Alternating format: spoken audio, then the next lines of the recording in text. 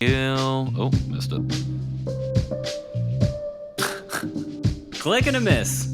Click and a miss. Ooh.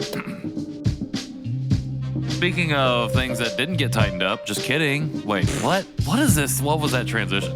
Speaking of things that I don't know what I'm saying. Like I said, I am just outside of my mind right now. You're listening to the Janchi Show, hosted by 3 Korean American adoptees diving headfirst into what it means to be adopted, Korean, American, and more. And now, here's your hosts, Nathan, Patrick, and KJ. Hello, everybody. Welcome back to the Janchi Show. It's your boys, KJ and Patrick. And at some point in this episode, Nathan, but not this point. Patrick, how you doing? I'm doing great. How are you doing? I am doing good. I remembered that we were recording this and, like a professional, showed up for my call time. So that's good.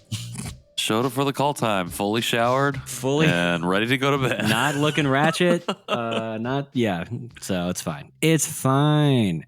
Nathan is not with us because one of the kiddos in his house is sick, and also he might have thrown on his back, and also I don't know. I was telling Sarah, I was like, I forgot that this is the time of the year where some Nowak is sick. Somewhere in the world, a Nowak is sick. I feel like that's generally all year. I think there was like a good 2-week period where there was no. I think that 2-week period is full called health summer. Yeah, end of summer, and then.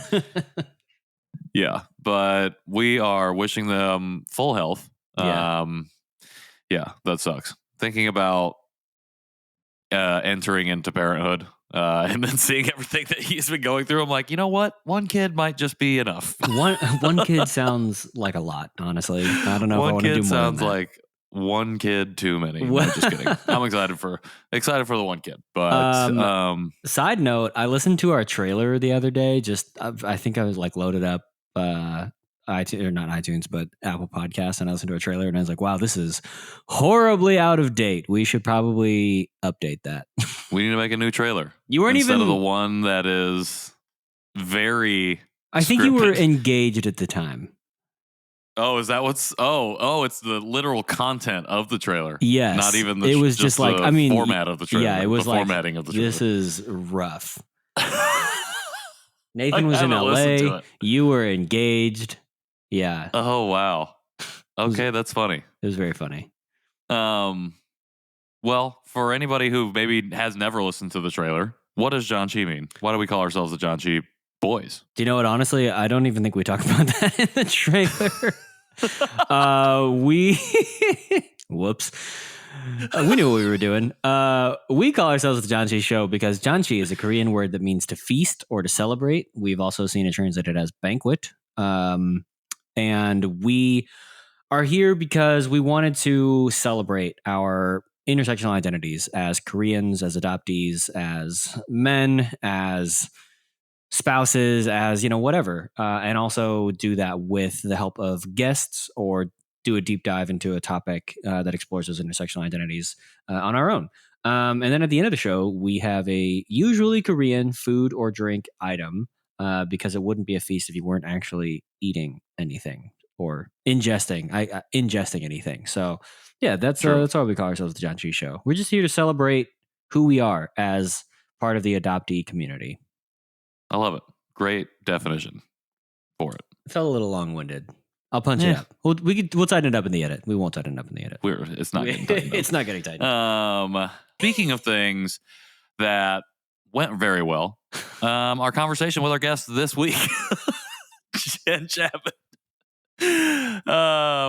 Jenn Chapman at Chappy Plans on all the places joined us to talk about a whole bunch of different things.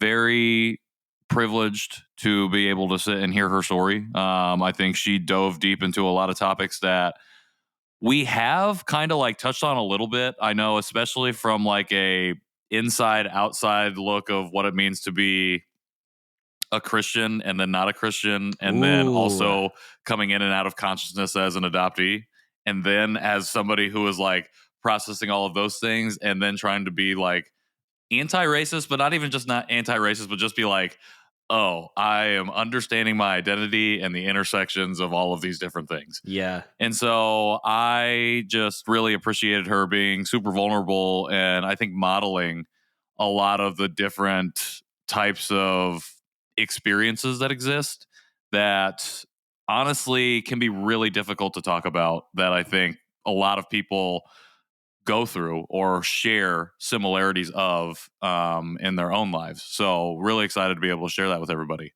on the show. I don't know, what do you remember kind of anything that we had talked about, because it was a little while ago that we did this interview? Yeah, no, I mean, just it just reminds me of like the privilege that we have of being able to share stories from all perspectives, all walks of life, because I think especially if you're in the adoptee space on the internet, it can get a little one-sided, or the narrative can feel dominated by one idea, one opinion or not. And for a show that's in that space, we try to be as agnostic as possible, I think, especially when doing guest interviews, because ultimately the thing that we want to do is we want to amplify all adoptee voices, and we want to continue to uplift and break down uplift voices in our community, and break down the idea that all adoptees are a type of way, whatever type of way it is, right? And so, yeah, I think that this interview is no exception, and I'm really excited to share with the world. 100%. Well, without further ado, here is our interview with Jenn Chapman. Let's go.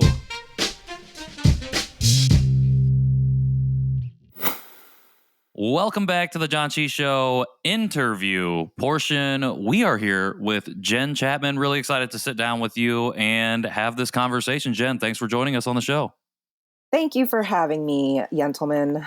Appreciate it. All right. Ooh, I appreciate that. This is a good start to this conversation. I'm excited about it. It's going to be great. It's going to be great. Jenn, as you were telling us before we hopped on here, you've listened to quite a few episodes, so you know how we kick these off with all of our guests. If you want to tell us as much or as little of your stories you like, we would love to hear it. Sweet. Hey, I'm Jenn Chapman. My full name is Jennifer, but I go by Jenn. The only person who calls me Jennifer, they're related to me. So I'm a Korean adoptee. I was adopted about 3 months old, and my mother and father were married at the time.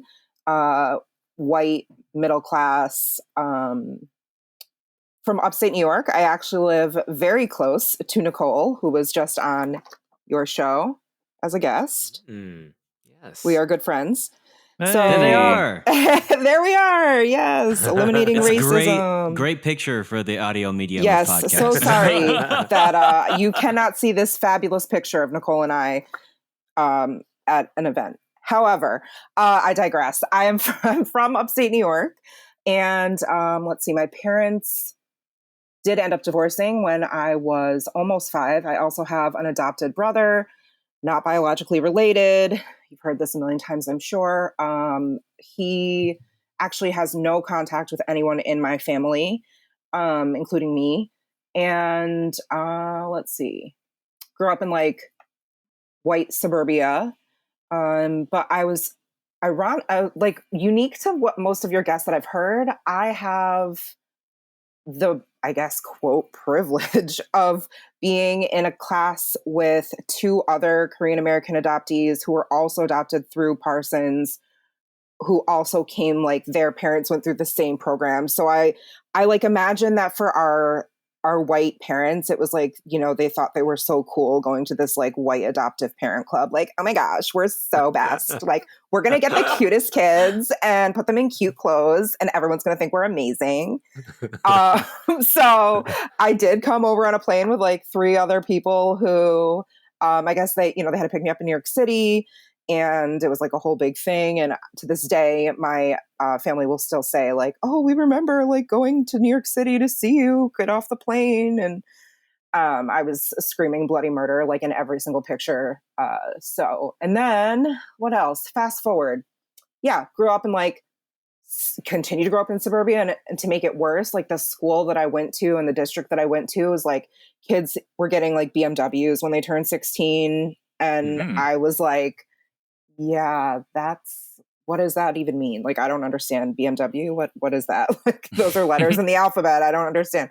So, because I grew up very, very lower middle class, and with a single mom who I think probably has several mental health issues.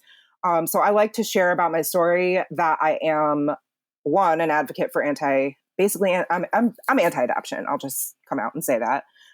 For the most part, I won't say like 100% of the time. I'm sure there are situations where it's warranted, but for the most part, I'm anti-adoption.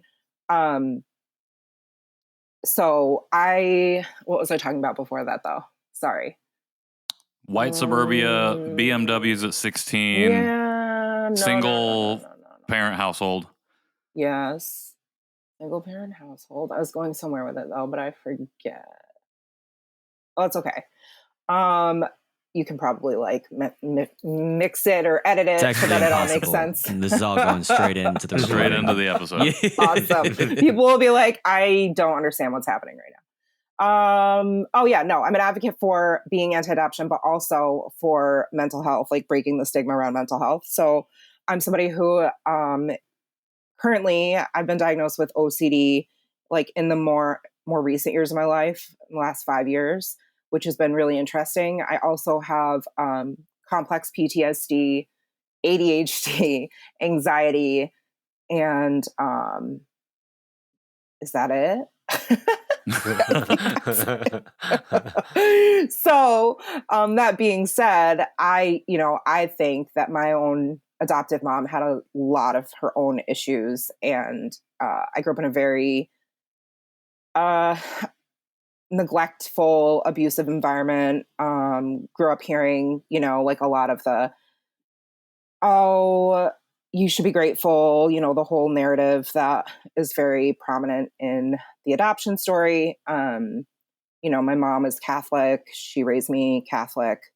My faith was not a very big part of my life.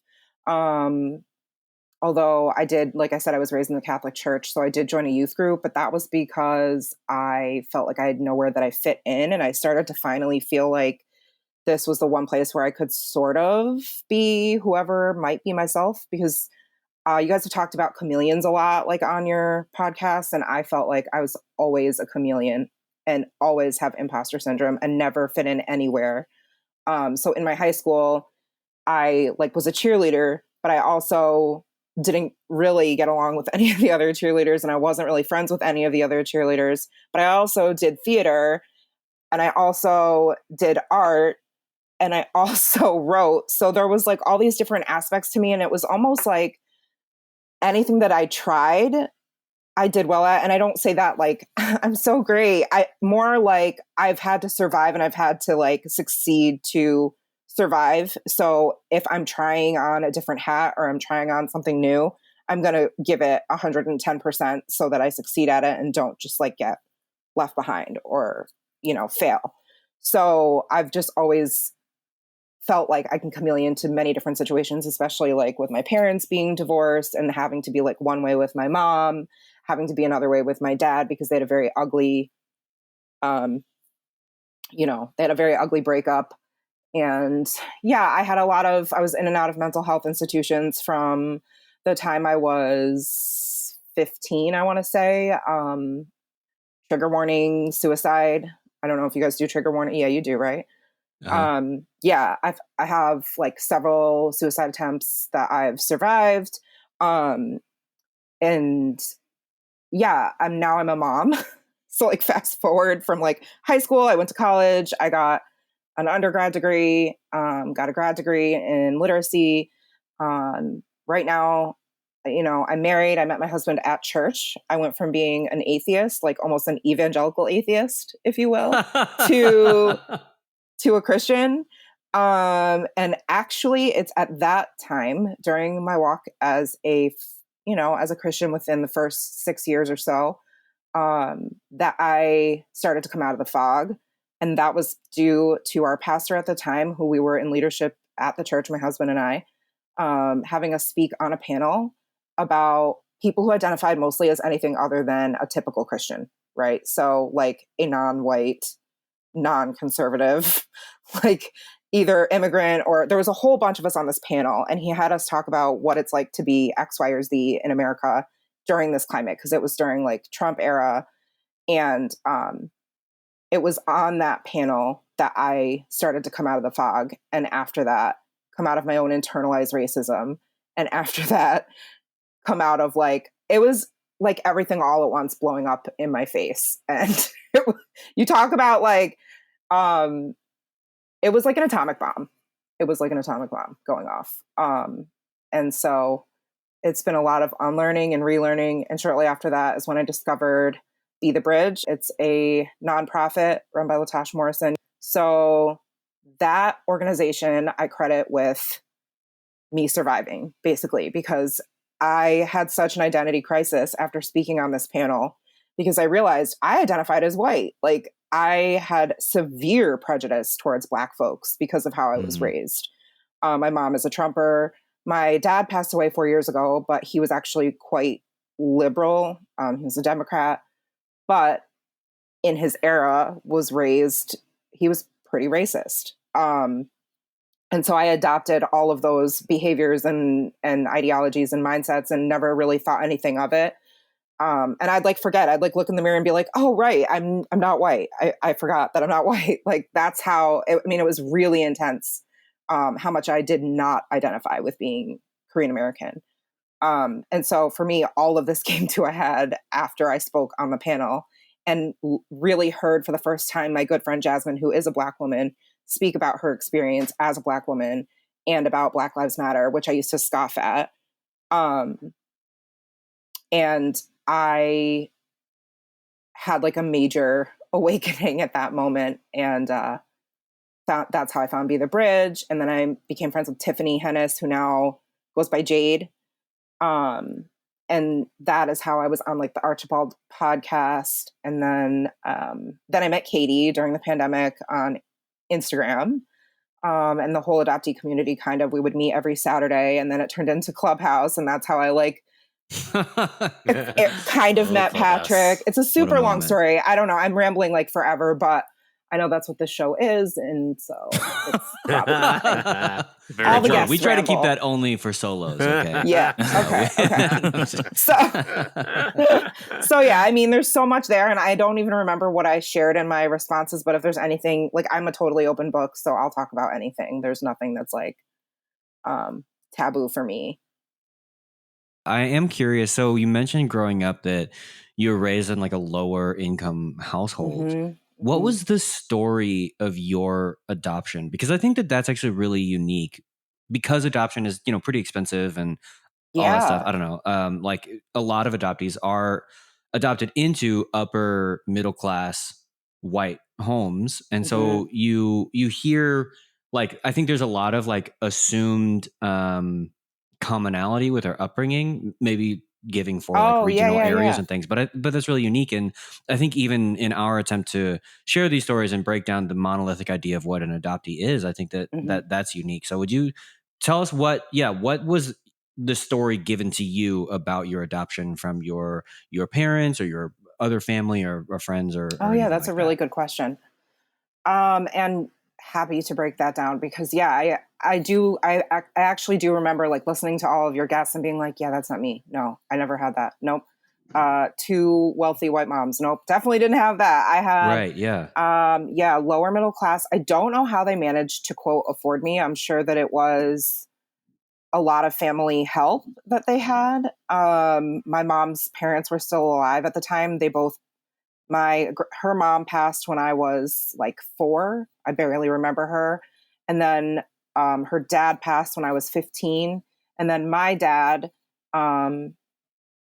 his dad passed when I was, somewhere in high school or right after high school. And then my grandmother passed when I was just out of college. So I think they probably helped fund the adoption. My dad was a bartender / he did some work with like youth court and family court, and my mom worked for the state. So, I remember being angry a lot about not having what a lot of the other kids had, let alone like being made fun of all the time and bullied all the time.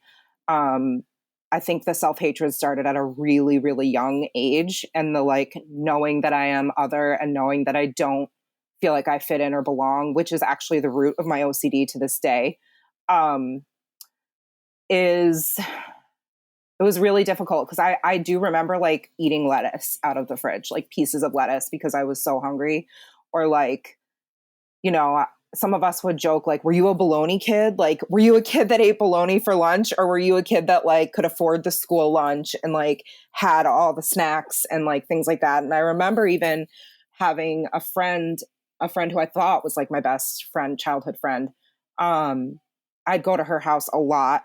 And I would like eat all of their snacks. Like I would eat them out of house and home because I was like, there's food and it's like good food. They have like Doritos. They don't, like for us, it was like a treat to have like the name brand snack.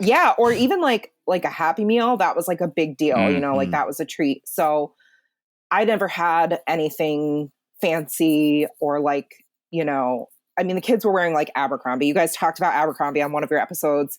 I think, Patrick, you worked there, you said? I did. I did as well. Good memory. I did too.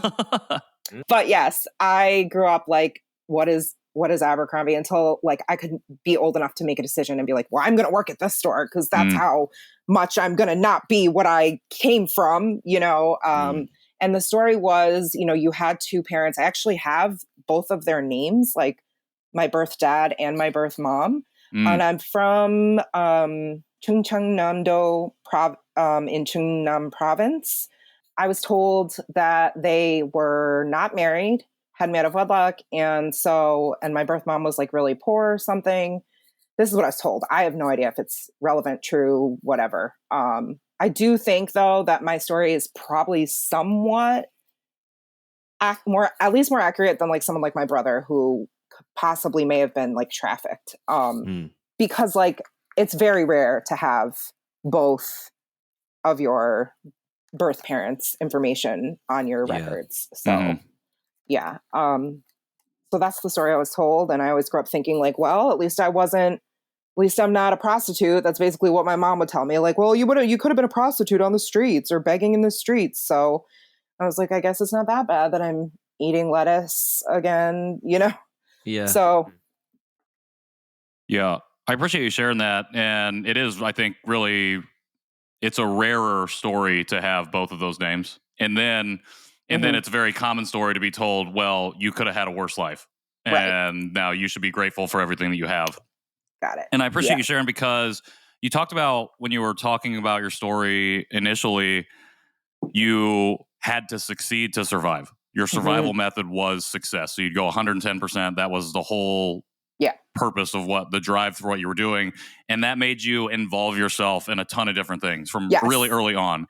And so you listed off cheer, theater, art, writing. I wanted to ask, what about those particular things drew you to those particular things? Most likely the, like, how do I say this? Like the status and the way it's viewed in a white conservative environment. So like it is a value to be a cheerleader, like in a suburban school, right? Like you're what's more all-American? What is more all-American than that? And I was all-American. I was an all-American cheerleader in high school, which is like the highest level that you can get because of course I had to be all or nothing, I think for me, the theater part was feeling like I belonged to like this whole, because you do get really close with everyone in the cast because you're with each other like every day. It's a light cult. Yeah. Yeah, totally. It's a light cult. And I really liked performing. And I think that also was part of cheer as well. Like I love to make people laugh still to this day. Like in college, I did improv. I love to make people laugh. So I think like back then I didn't quite understand that was what I loved about performing or what I loved about cheer or being in the chorus and the musicals or any of that. But I did really feel drawn to that. And I actually did go on after college or during college and thereafter 2010 was the last year I did like semi-pro dance / cheer. But that's just like a whole other tangent for another day. Well, the reason I ask, I think it's interesting because, and I feel like I've been bringing this up a lot on our recent interviews, but I feel like a lot of adoptees specifically are drawn to the more creative pursuits for whatever reason, especially at a younger age, because we don't have the language to articulate what we're going through. And so for whatever reason, we're like, oh, I'm going to write, I'm going to act, I'm going to participate in sports, even though I don't think that's a creative thing. Cheer, whatever it is, I'm going to pursue these things.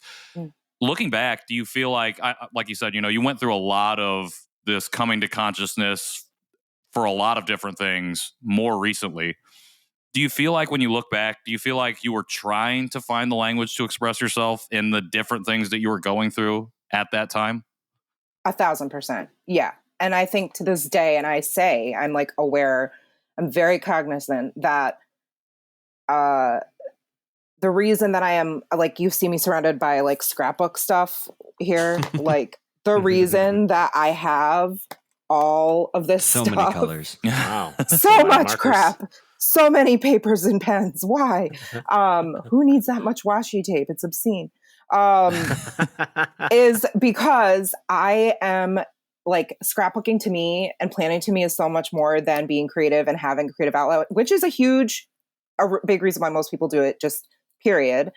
It also helps with anxiety. It helps staying organized, all that stuff. But for me, it's about reclaiming my story, and it's about being able to have the privilege of having a space to tell my current story, because I don't know my past story. So for me, it's giving a voice and a narrative and a history for my daughter, who is my reason for absolutely everything, and why I started doing the work that I've been participating in, why I'm doing EMDR, why I'm doing or about to be doing inner child work, which is going to be so great. And why I'm, pursuing anti-racism in her school, and why I'm their PTA president. Like, all of these creative things are because I am reclaiming my own identity and my own story, and feeling like this is what I'm doing for me. And I'm creating a better legacy and a healthier identity and a healthier, more whole story for my child and her future children.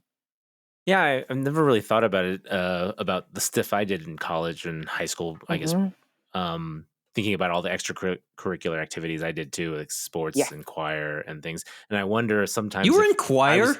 Yes, I was. So we'll have to get into that later. Did you not? What? I don't know. Prove it. My Noribong skills. No, but but just the fact that I always did these activities mainly because, like you were saying too about being a chameleon, I was trying to fit into what everyone else was doing. Everyone had an activity or something that they wanted to do that was like a group, or I was also in a church. It was like a church youth group and things like that. I just did the things that everyone else did because I wanted to fit in and because I wanted to be a part of it and I wanted to feel included. But then I also had this level of competitiveness that I wanted to either prove that I was worth being in these groups. So I was always really like trying hard to win or get, a perfect score or be the best at whatever I was doing. And it still kind of carries over to today. I definitely am very competitive still.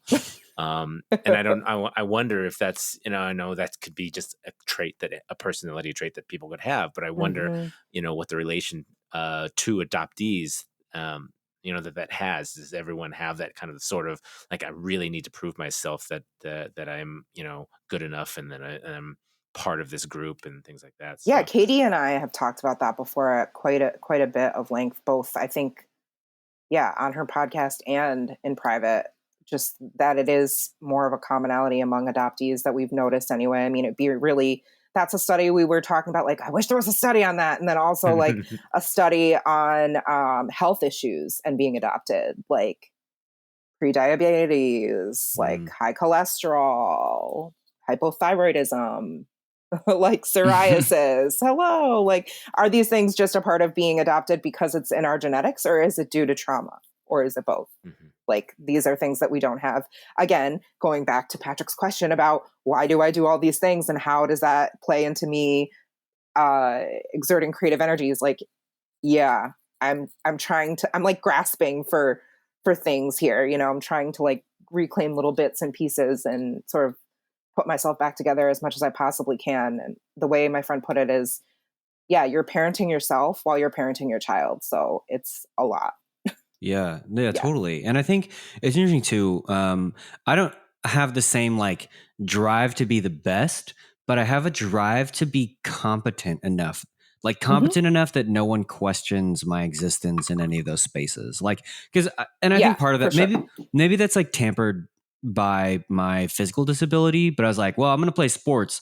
So like, and I know I won't be the best, but I want to be good enough that like, no one will be like, what are you even doing here? You know, or like, if I'm going to like speak a language or hang out with a group, I want to like figure out their code and their language quickly enough that people are like, oh, he gets it. Right. And I don't like say something and be like, what? Or, you know, anything like that. Like put my, not even put my foot in my mouth, but just like very quickly, like ingratiate myself into whatever sub community, because I can code switch quickly and I figure I can decode quickly and do all those things. So I think it is common. But I've never for me, it's like competence is not so much like being the best, but I am curious. So you wrote on your form, which was a long time ago from when this recording is, but you said one of the questions that we ask is, what's the part of your story you're most passionate about? And at the time you said, I'm a mama and a Christian, though I hate the term because Christians are the worst. So that had a lot to do with my journey. And you talked about like that panel that you were asked to speak on being like the moment that you realized you were a triangle trying to fit inside of a circle. Yes. And then you broke out of that and looked down and you're like, oh, I'm actually a square. Yes. And so then you were like, oh, so now I need to figure out where, you know, you use the language reclaiming, but for me, I think it's like making your own space. So what was that panel experience and what's your relationship with faith like these days? Because you say it was like, it's in your overview, it was like, it wasn't important. And then it was like decently important. And then it was important, but time has passed. And so where are you with all that? You guys got like 2 hours? No, I'm just kidding. We have 10 minutes. Okay, quick. It was a lot. Yeah. I don't even remember, and I think this is part of my trauma. Like my brain really doesn't remember certain things, and I can't. I just can't. Like Katie will say that all the time. Like there's periods that are just blur, and there's no memory. That's kind of how it was. I don't even remember what I spoke about exactly, other than moments where people try to guess my race all the time. I remember talking about that, but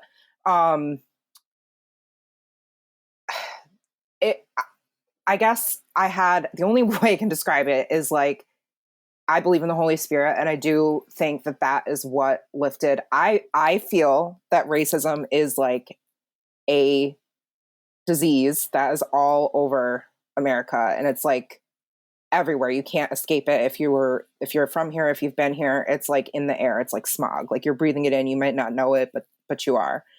And when I spoke on the panel, I had this moment where I felt like that fog or that like veil that I'd been under was lifted, and I could see my friend's humanity for the first time, and not just hear through this lens of all the lies that I had been fed as a quote white person from my own family, like just the constant racist stuff that my family would say towards Black people, that you know, that they're ghetto, that they're, you know, the narratives, right? Like the angry Black woman narrative. You guys know all this stuff. Like this is not new, but these are things that I grew up with and owned. And I think because I wanted to identify so badly as just belonging as a white person, I happily, you know, like would use those terms myself. And so being on that panel, I realized how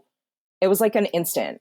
It was very similar to me becoming a Christian. It was like very instantaneous, very like, this is a very real moment. I can't unsee or deny it being extremely visceral, and knowing that I had a lot of work to do. And so I felt convicted about my own internalized racism, one, but more about being prejudiced towards Black people. And so I don't even know how I heard about Be the Bridge, but I did. And it was a Facebook group. It's still a Facebook group. And at the time there were all these resources, and there still are a ton of resources. And Latasha Morrison connected me with Robin a Freak, who is in like EQI. So we would have these like conversations, like we would talk to each other on the phone, and we would Marco Polo each other or WhatsApp or whatever. And I had just, it was like I was this like baby vampire. It was very similar to when I became a Christian. I just consumed information and I was like hungry for truth. So I was like, I have to read like, why are all the Black kids sitting together at the table? And I have to read, you know, and like, I have to go back and look at like history. I have to go back and look at other resources than Fox News. And I have to like, you know, because that's what I grew up watching. That's what I grew up like.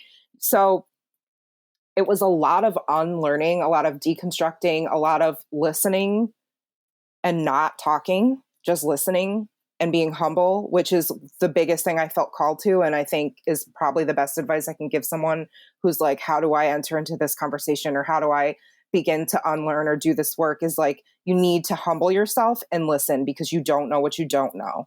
So even as a person of color, like, I don't know what it's like for Jasmine. I don't. She's, you know, she's a Black woman, completely different. Like, so I did a lot of listening, and there's an amazing group of threads in that Be the Bridge. And there's all this like access to information and like articles upon articles. And I made friends with someone. Oh, I know why. I know how I found it, because there was a woman who came to hear me speak on the panel, and not just me, but a bunch of us. She was like, wow, there's like a white church doing this like panel about being anti-rape. What? So she came as a guest and we became instant friends. And her name is Nancy. And she's the one who told me about Be the Bridge. So she actually is the one who's been doing a lot of this work for a really long time. She's a white woman. And she pointed me towards Latasha and all these other resources, and Chung Ra's books, and Jamar Tisby. And I started listening to like Truth's Table and other podcasts. And then the Seeing White podcast, it was Seen on Radio. It's like the best podcast I've ever listened to, as far as like teaching you the basics of where racism began and how it was made to continue. And it's just very factual, scientific, like, whoa, this is like a real thing. And I remember just consuming all of these different resources, reading, listening, praying. And so we ended up leaving that church because, unfortunately, when I had invited our pastor. So, right, we did this panel, and me and this other girl, the other girl, Jasmine, my good friend, we were continuing to meet with our pastor, and we were really hopeful that he was going to be like a true advocate and ally for anti-racism, specifically within the Christian church. And he joined the Be the Bridge group. And I remember that I saw somebody post a meme that said something like, no white person today has ever owned a slave, and no Black person alive today has ever been one, or something like that. And I just remember that I commented underneath the meme, like, yeah, sadly, that's how a lot of people in my church feel. Like, so why can't we just get over it? Was kind of like the sentiment. And I never like named who my pastor was or the church or anything like that, but he saw my comment, and I remember, I'll never forget, I was on vacation. He like attacked me and sent me these insane messages. He was livid that I would like defame him and like say these things and how wrong I was. And long story short, we left the church, and it was, I'm a fairly new Christian. So that was the church I had spent most of my Christian, I guess, journey at. And it felt like a divorce. It was really tough. And during that time period of me deconstructing, I also almost got divorced, because I am not the person my husband married. He married a woman who identified as a white conservative who voted for Trump the first time.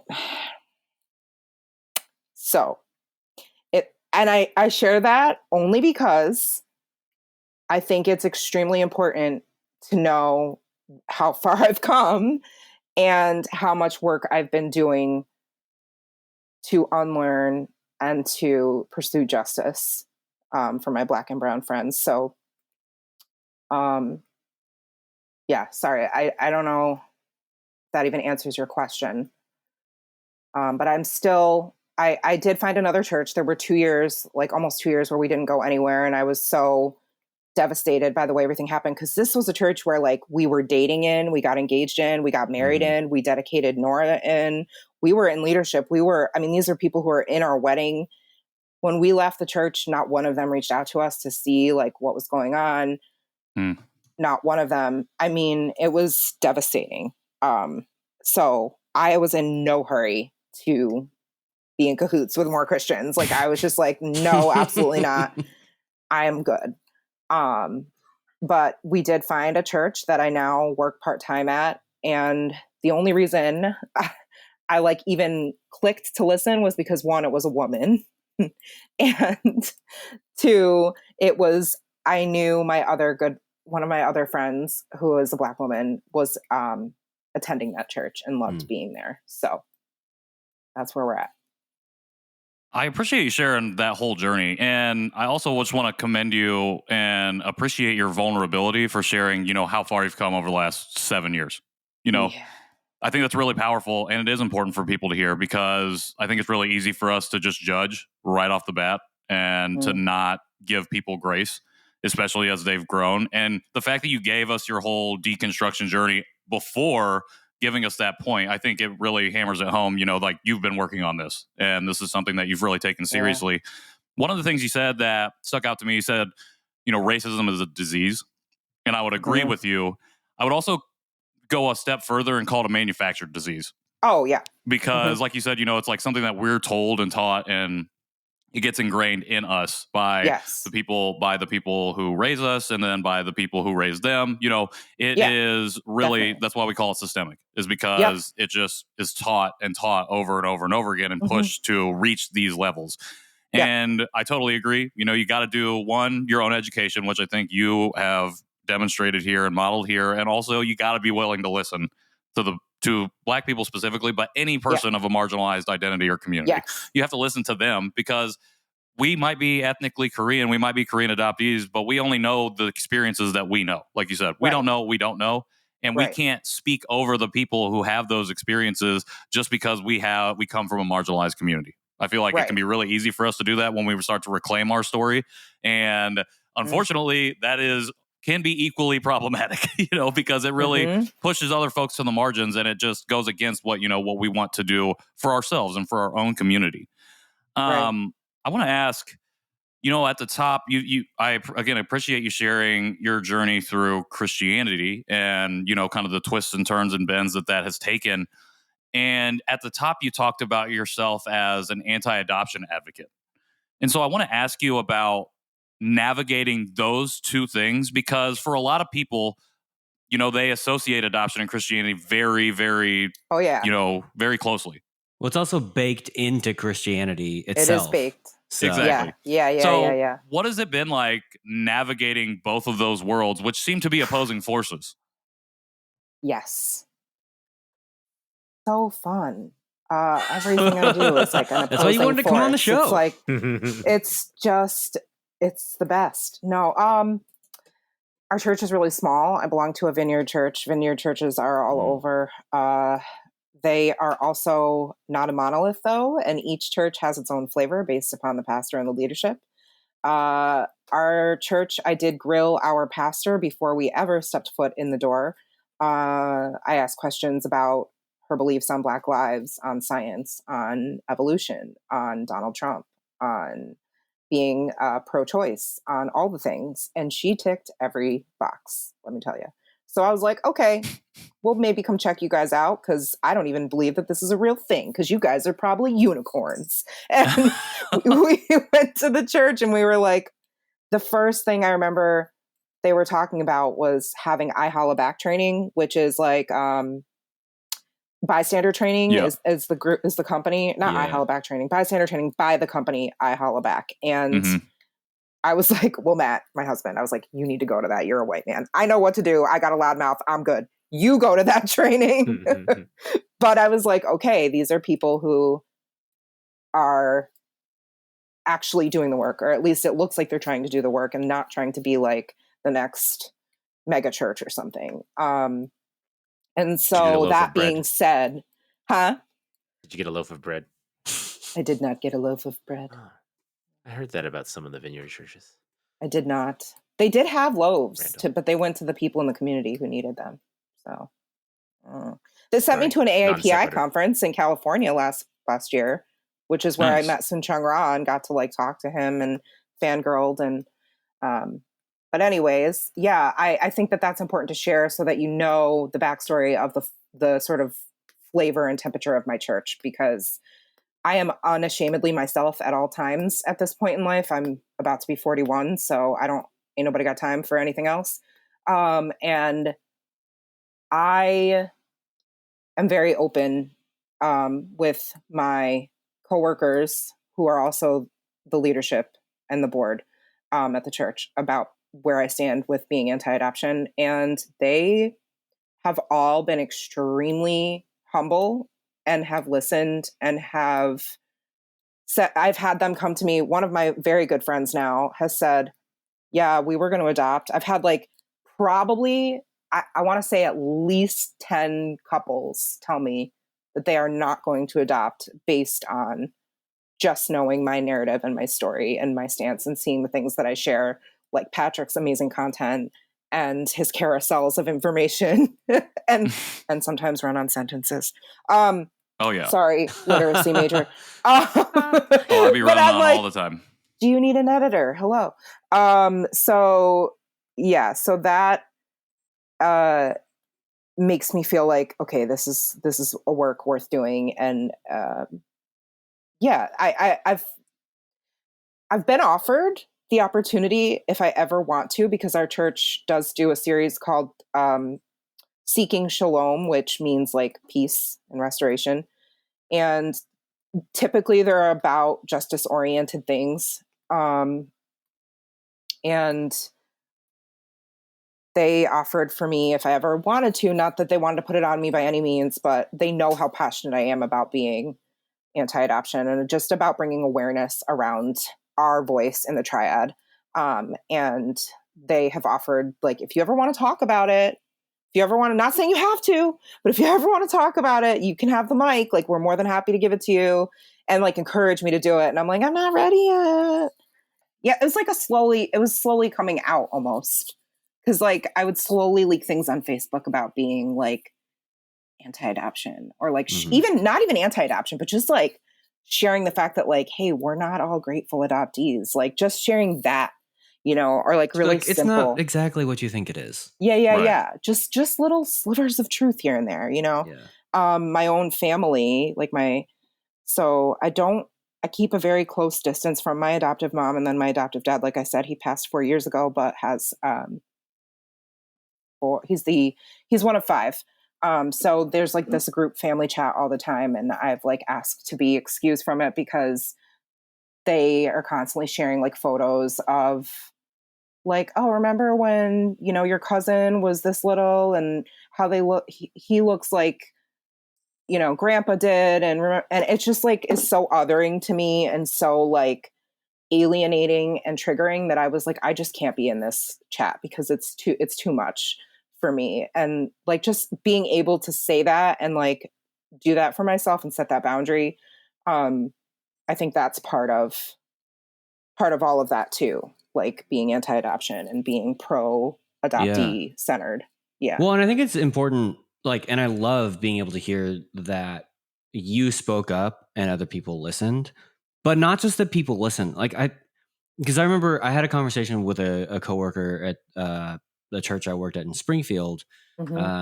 And he was like, yeah, I'm just like, I just want to, I don't know, what's your experience been like? Basically, he was like, have I been racist to you? Have I done the racism to you? And, you know, any of that kind of stuff. And just like, he just like needed to make himself feel good, basically. And all this stuff. And I was like, all right. So, but I was willing to do the work because he asked about it. So I had this whole conversation with him. And then like, yeah, so it ended up being a much weirder dynamic because I found out some information after the fact. But I thought it was interesting that we had the conversation. Generally, I mean, I feel like especially most Christians on staff at the church, but like most Christians are like well-meaning presenting. And I get really tired of people who are willing to listen and listen humbly and then change nothing about themselves. Yes. And so it's like, Period. It's fine if you're listening to me. I have a podcast that I put out. Then I don't have to do the work of saying things over and over again. But like, if you're not going to change, if it's not going to like cause you to think and have further questions, and and maybe it's maybe it's just planting the seed, and the Lord will water it in His time. But it's just like, oh God, it's really difficult for me. But to hear that you were able to be like, yeah, I've been myself. I've been my authentic self. And in this community, which I have been very guarded and very open about being in the community and like accepting not just like the community, like accepting me, but me accepting the community. Like it's been a good, I think it sounds like you've maintained boundaries well and built relationships in a way that you're like, actually,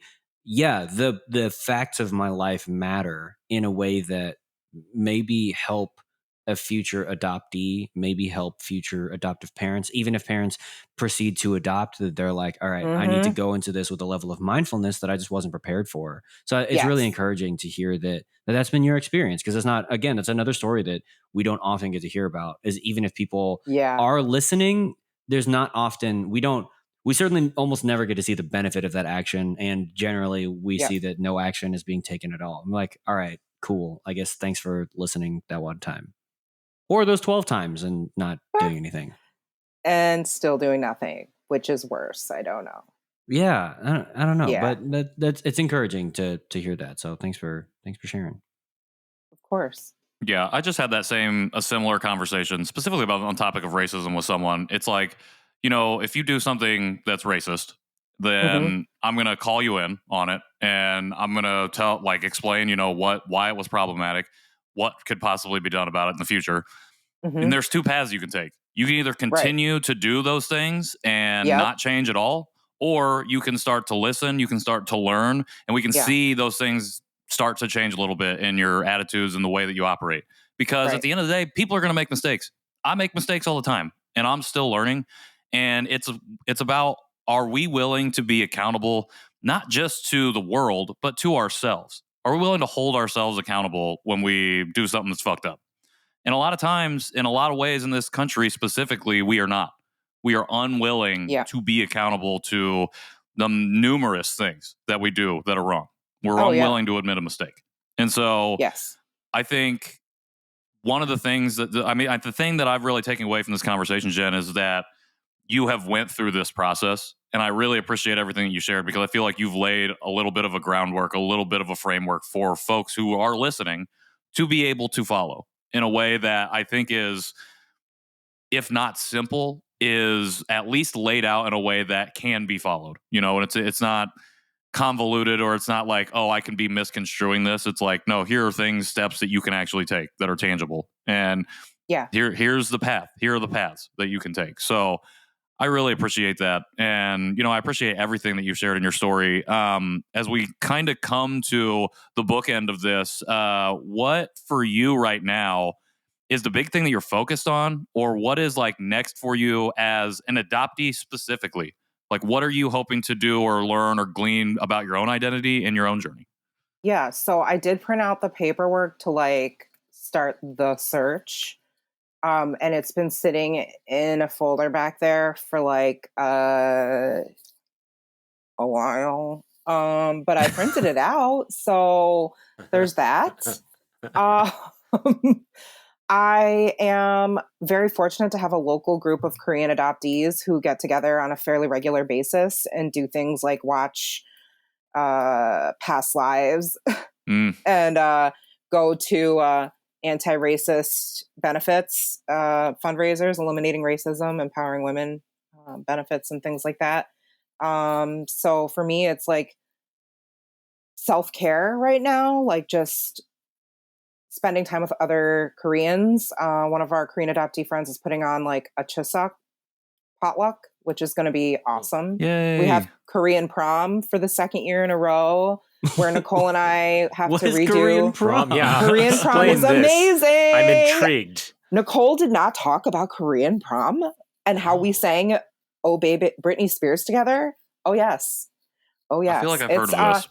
It's basically just an opportunity to wear a hanbok if you would like. I ordered a very expensive one, decided I looked like I was wearing a muumuu and returned it, and decided to wear something else, and drink a lot of soju and eat a lot of Korean food and do a lot of noraebang and just have a great time. Eat a lot of food, drink a lot. Incredible. That's awesome. Yeah. And so that's what's on the docket for me. And then as Nora's School 16, shout out to School 16, as the PTA president, that whole thing it's a lot. I'm actually going to be subbing as well. I'm doing that because that's a whole nother story. But let's just say that it was a PTA comprised of Karens, which is very common, and the Karens have left the building. I have kicked them out and told them they are no longer welcome. Nice. And you're like, my name is Karen. Something like that. And I was like, we're going to need some more people who are actually, in this community at the table, because that's not who is running the PTA. And so that's my like ninja mission right now, is like, being an advocate at the school level, I guess. You got a lot going on. That's awesome. I got a lot. You got a lot. I got a lot happening. Yeah, here living life and also trying to do Korean stuff. And having a YouTube channel as well. Did you guys know I had a YouTube channel? I do. I knew you had a YouTube channel. Yeah. Oh.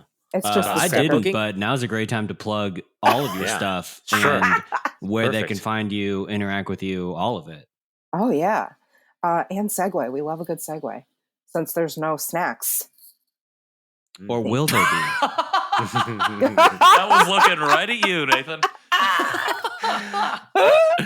Guilty. I wanted to bring up the tongue and the fruit and the cereal, but okay.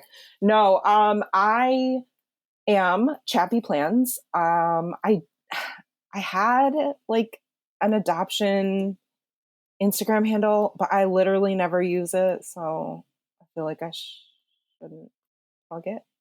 You can if you want. I mean, I have it at some point. Maybe I'll use it, but I really just used it to do like our Saturday morning chats and stuff like that. And got to like talk to Nicole Chung through there and everything, which was really cool. It's called The Adopted Soul, SEOUL. And then Chappy Plans is like my main Instagram handle, where I do planning and scrapbooking, and YouTube handle is the same, Chappy Plans. I don't do the TikTok. I have a TikTok, but I don't do it. I don't do the TikTok. I don't do the TikToks. All right, that's fair. We don't do the TikTok I either. look young, but I don't do the TikToks. Also, I would like to come out and say that I'm coining the term yellow stays mellow, and that it's my term. Thank you. Yellow stays mellow. I've only heard that in reference to the skin. So... But I've definitely heard that before you, so I don't think you can coin it. I'm so sorry. Son of a nutcracker. I'm so sorry. You have shattered my life. I'm done. You shattered her entire life, she just said. Yeah. That happened. Wow. This happened twice now. Killed KJ. Everyone's like, I've never heard that before. You know what? We should cut to the snack, and then I'll just not be there and be like, yeah, no, I killed him. Jen will be like, no, he's dead now. He has died. Welcome back to the Janchi Show with Nathan, Patrick, and Jen. And KJ is dead. Yeah. Jen was like, you know how I DK'd the PTA? I just DKJ'd the Janchi Show. I like that. All right. Oh, gosh. Well, we'll have everything that you just shared linked in the show notes, even your adoptee Instagram, maybe. Okay. I don't know. Sweet. We'll figure it out. Right. And while we link that stuff, while we link all of those things in the show notes, we're going to take a quick break and then come back with something. I don't know what it is, but we'll be back in a second.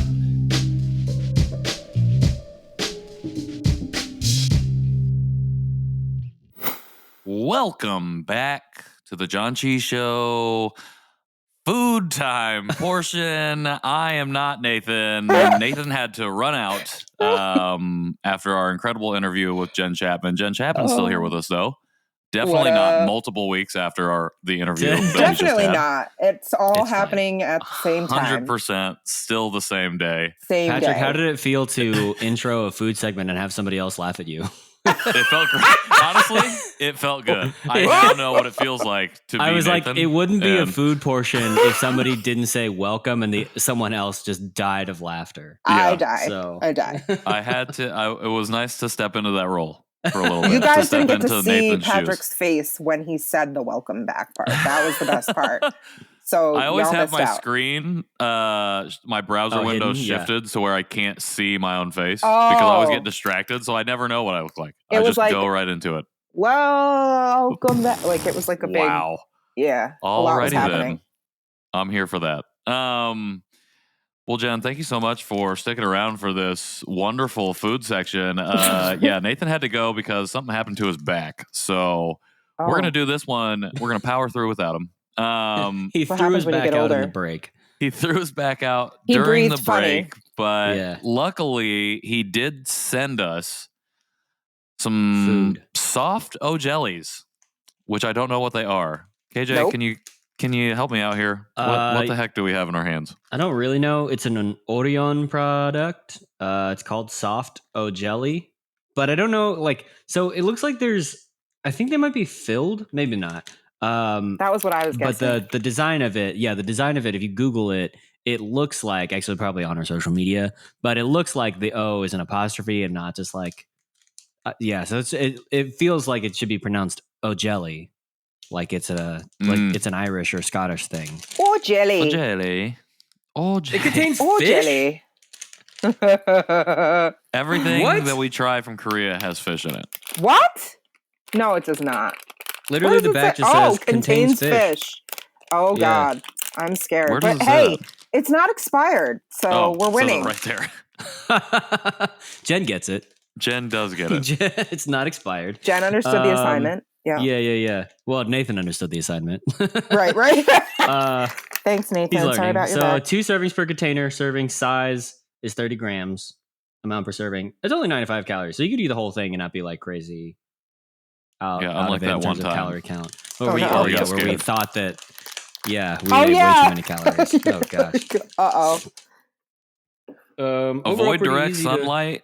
Keep in cool and dry place. Consume soon, Soon after after opening. I opening. wonder how soon.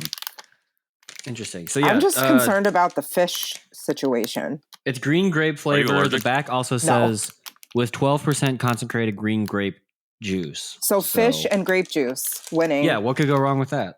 I don't know. It must, I mean, the packaging is a win because Nora wants to eat it. But now that if I tell her there's fish in there, I don't know, she might have another. Okay, so they look like fruit snacks, like regular fruit snacks. Yeah. It's They a weird smell. No, they It is smell a kind of weird like lychee. Yeah. Oh, is that what that smell is? Yeah.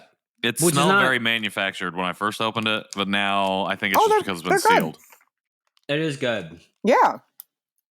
It always takes me a second to like get into fruit flavored gummies. Mhm, I will say not I was me. expecting an actual green coloring. And this Yeah, is that threw much me. clear. Mm-hmm. It's more It's like, like if a you took the chartreuse. skin off of the green grape. I guess you Yeah. hold it up to the package, like it kind of the green seeps through a little bit to turn it a little green. Yeah, it's more of Great. like a. Well, I'm gonna just say it. It's more of like a urine color. It does kind of look like There's urine. nothing more appetizing than urine So colored sorry, but it. I mean, I am a depending on gummy how connoisseur. hydrated you are, I feel like Right. if this is your urine color, then maybe drink some more water. Yeah, probably do that. I mean, that's not too dehydrated. I also read on the Google the other day that the Google. the color of your urine is not necessarily an indicator of hydration level. Really? Whoa! So don't always go by that color. Wow. The more That's you fun. know. I will say that I did not click into the thing from Google that said that, so it could have been a lie. It could have been a Um, line. just All saying. right. And that This was is the potty dangerous hour 'cause- with the Janchi Show. Welcome. Back. More tips I and just trips missed about. my mouth. No. Um, I'm gonna eat the whole bag. They're really good. I am a jelly. No, I am a gummy connoisseur because my daughter is obsessed with any kind of gummy candy. She has celiac, so we can't eat too much. You know. is there a high But gluten content in gummies? yeah, some gummies have like Twizzlers. Okay. All right. Mhm. What is Gummy there? bears. Is Twizzler like a favorite, or is there a favorite? Or is She she loves just like, I Twizzlers. like, okay. But she can't eat them. So sad. But these are really good. They kind of remind me of Welch's fruit snacks a little bit. A little bit. That's what I, think was they're thinking. better though. Yeah. Better there's than a something Welch's. There's something about it that's like, honestly, it might be that 12% grape juice, but it feels more like grapey and juicy than like a manufactured gummy taste. Welch's has gummies, a lot of grape juice in it too, though. I don't know. Well, maybe I'm thinking of the other. What's the other gummy? It's like nature or something. I don't know. Oh. Whatever.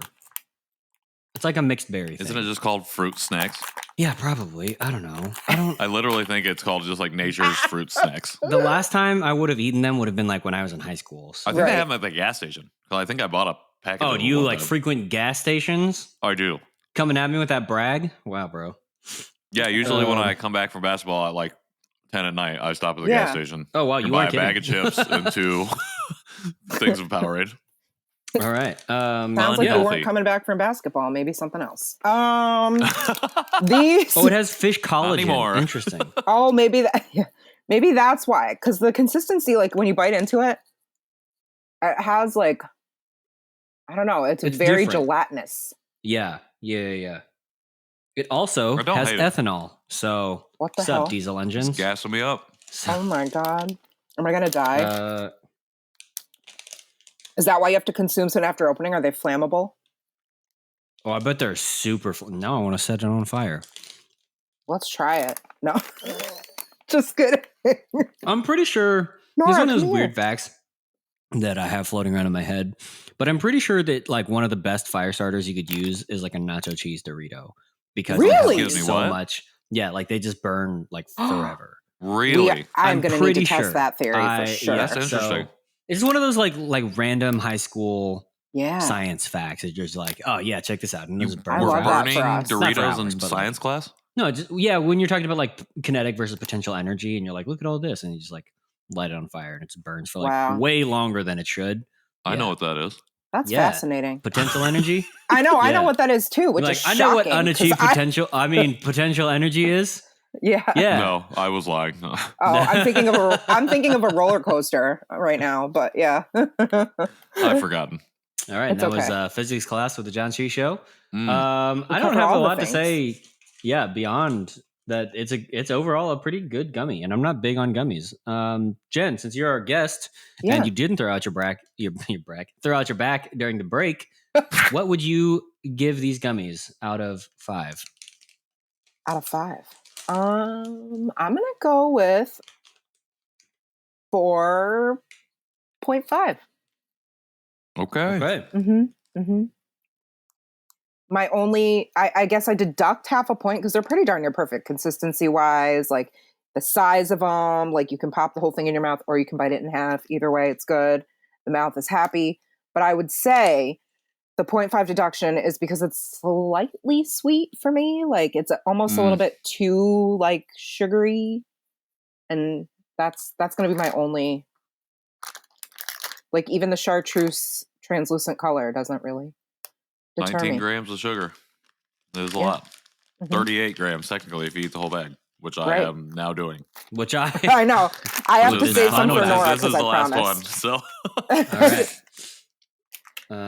Next. Yeah, I think it's good. I would give it a 4.5 too. I will say my 4.5 is probably not the same 4.5 as what you just gave it, because I don't love, as we know, I don't love sweets, and I definitely don't love gummies, and I couldn't eat the whole bag without my stomach hurting. But it makes me want to eat the whole bag, which I think is like pretty high marks for the gummy. The other fruit gummies that we were talking about that we don't remember the names of, I don't love them. And like gummy bears, at this point in my life, I only associate with frozen yogurt, but like the point of the frozen yogurt where they're just like incredibly hard. And like, yeah. So I don't know. I think as a gummy, it's pretty solid. This is just a general 0.5 point loss for probably all gummies like this.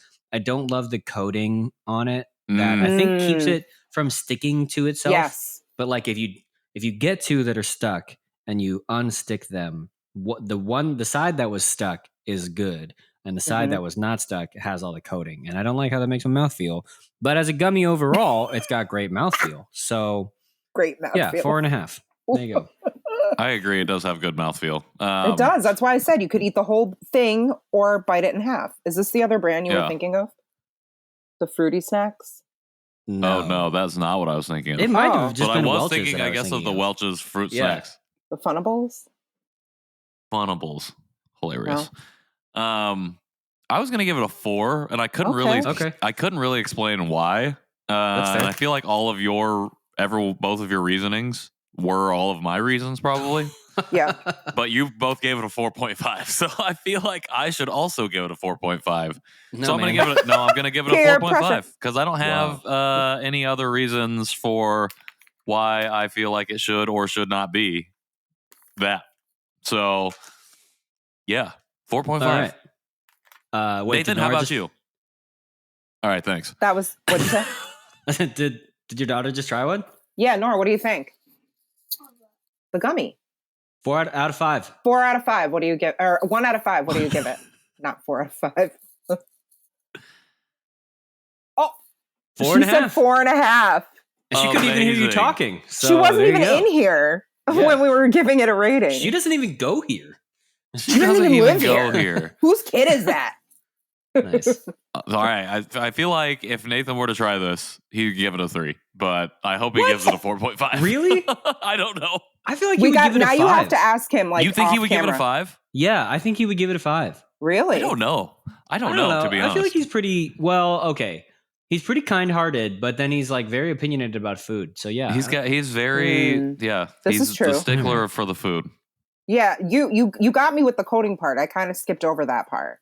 Okay, but that's just like almost feels like it's like got a little cornstarch or something on like the outside. Yeah. See, I was feeling like the coating was a little bit better than normal gummies. It probably is. But it is. That's just a general derogatory mark I have against all gummies. I gotcha. Okay. I gotcha. Hashtag all gummies. Hashtag not just Orion. Not all gummies. Wait, no, actually all gummies. Yeah, actually all gummies though. All right. Well, that is Orion's soft jellies. Soft jellies. Soft jellies. Soft jelly. Top of the morning to you. Oh, that was pretty good. Thanks. I was gonna try and do a speaking of segue, but it wouldn't have worked. None. Anyways, Jen, thank you so much for joining us for this lovely snack, for sharing so much of your story with us and unpacking that here on the show. I know that you shared a little bit about where people could find you, but if you don't mind rehashing it again, where can people find you? How do they connect with you? How do they follow along with your work? I can be found on the Instagrams, the Facebooks, and the YouTubes at Chappy Plans. So it's like Happy Plans, but with a C in the front of it. So CHAPPY Plans. And I have a very unused, but I'll throw it out there anyway, Instagram handle that is at The Adopted Soul, SEOUL, which I created originally for adoptee content, but I've since taken a back seat. But you can still follow me there if you want to. All right. Slide into those DMs. We'll put those DMs right in the show notes. A direct link to your DMs. Not even to the profiles. Just goes directly to your DMs. I don't know how to do that. KJ's a coder, though. He could probably figure it out. Okay. No, I think it's impossible. I don't think that technology has been invented. We lied. All right. Well, everybody, that's where you can go find Jen at Chappy Plans on all of those places. If you want to hang out with us, you can do so at Janchi Show at all the places. You can also go to our website, janchishow.com, to support us in all of the different ways. If you want to reach out to us and send us a message via written form, you can do so at janchishow@gmail.com. If you want to send one of those messages via voice message, you could do so to the phone number 967. Wait, what is it? 97. What is it? Wait. 972 972-677-8867. There it is. I knew what it was the whole time. And if you are feeling like this is one of your favorite episodes, or if a past episode has been something that you've really enjoyed and you've forgotten for some reason, and you really want to support us another way, if you would love to, or if you could, leave us a rating or review on whatever player or listener or watcher or whatever thing that you're listening or watching to us on this. I don't know what I'm saying right now. Just tell your mom I'm losing it's a good my show. mind. I've lost my mind. Slowly completely. going insane. Give us Gummies a have high ruined your five mental on our capacity. rating. Give us a high Give us five, all the a 5 stars. stars, a written rating or a review wherever you get your podcasts. That would be greatly appreciated. That would be great. Thank you, Jen. Thank you for helping me out there. I got you, bro. If you want to follow me, you can do so at Patrick in the World on all of the places. I'm at KJ Roki, wherever I want to be found on the internet, and Nathan is at N-Nowak or Nathan Nowak on Facebook. So he's probably still on N-Nowak. Facebook. No, He's the one of us on Facebook, also moderating the Janchi Show After Party, which is still in existence on Facebook. It's the saddest after party ever. So, but we keep it alive. We keep it going. It is just people. No party. It's the people that are just hanging out after the party, like after the after party, who just don't know how to leave. The Midwestern goodbye of after parties. Yes, that was so accurate. Incredible. Sorry, Nathan. Wow. That's what you get when you throw out your back and you can't come to the recording. So, sorry, Nathan. Again, Jen, thank you so much for joining us. And for everybody else, until next week. Janchi. I